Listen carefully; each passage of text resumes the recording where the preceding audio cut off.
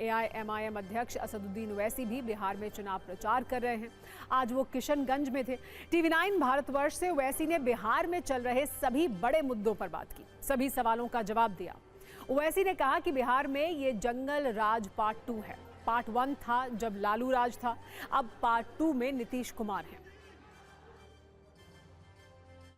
वर्तमान सरकार की बात करें तो पिछले 48 घंटों में 6 मर्डर हुए हैं अलग अलग इलाकों में, मोकामों से लेकर आरा और तमाम जगहों पर, जिसपे सरकार जंगल राज का आरोप लगाती है। वर्तमान सरकार की बात करें तो आप इसको किस तरीके से देखते हैं?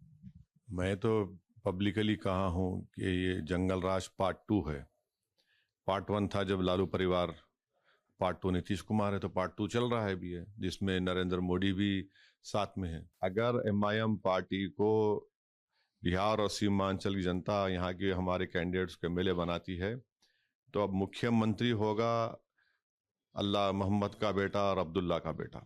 ये होना चाहिए। अगर सामाजिक न्याय की आप बात कर रहे हैं कि कौन सा सामाजिक न्याय है, ये कौन सा सोशल जस्टिस है, कौन सा इंसाफ है? तो वैसे साहब सीमांचल इलाके में या बिहार में किंग होंगे या किंग मेकर होंगे? ये सब इतने बड़े बड़े अहंकार की बातें हम नहीं करते हैं।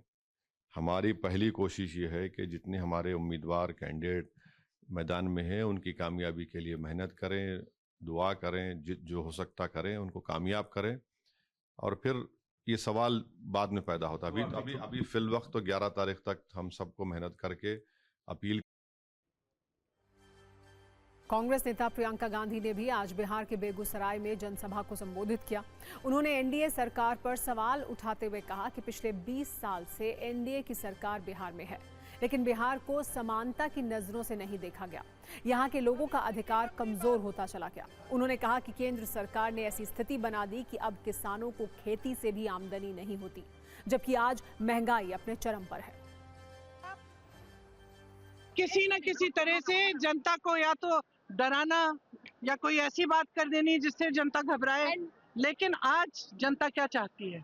जनता चाहती है कि अपने वर्तमान की बात हो, कि उनके आज की बात हो, कि वो किस तरह से गुजारा कर रहे हैं। मोदी जी यहाँ आते हैं और कहते हैं कितने पैसे दूं, 50 करोड़ दूं, 75 करोड़ दूं। क्या मतलब है इसका? यहाँ गुजारा नहीं हो रहा है जनता का। बिहार की जनता की तो सुनवाई है ही नहीं, ठीक है, बीजेपी में है नहीं, लेकिन नीतीश जी की भी सुनवाई नहीं है। ये सरकार केंद्र से चल रही है, ये विधानसभा, और ये दिख रहा है किस तरह से केंद्र से चल रही है। तो ये जो डबल इंजन है, एक्चुअली सिंगल इंजन है, कोई डबल इंजन नहीं है। बिहार में चुनावी लड़ाई के बीच देश में एसआईआर वाली लड़ाई भी चल रही है। समाजवादी पार्टी के अध्यक्ष अखिलेश यादव ने कहा है कि एसआईआर में जाति कॉलम भी होना चाहिए ताकि लोगों को सामाजिक न्याय मिल सके। इस पर एआईएमआईएम अध्यक्ष ओवैसी से सवाल पूछा गया तो उन्होंने कहा कि अखिलेश यादव को सिर्फ वाई कैटेगरी से मतलब है।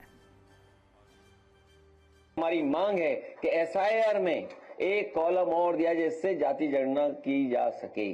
अगर एसआईआर में एक कॉलम बन जाएगा और जाति गणना हो जाएगी तो हमें सामाजिक न्याय के राज्य की स्थापना के लिए और आसानी हो जाएगी। हमें उम्मीद है कि सरकार इस बात को मानेगी। एसआईआर के मुद्दे पे अखिलेश यादव ने बोला है कि उत्तर प्रदेश में जाति कॉलम भी जोड़ा जाना चाहिए।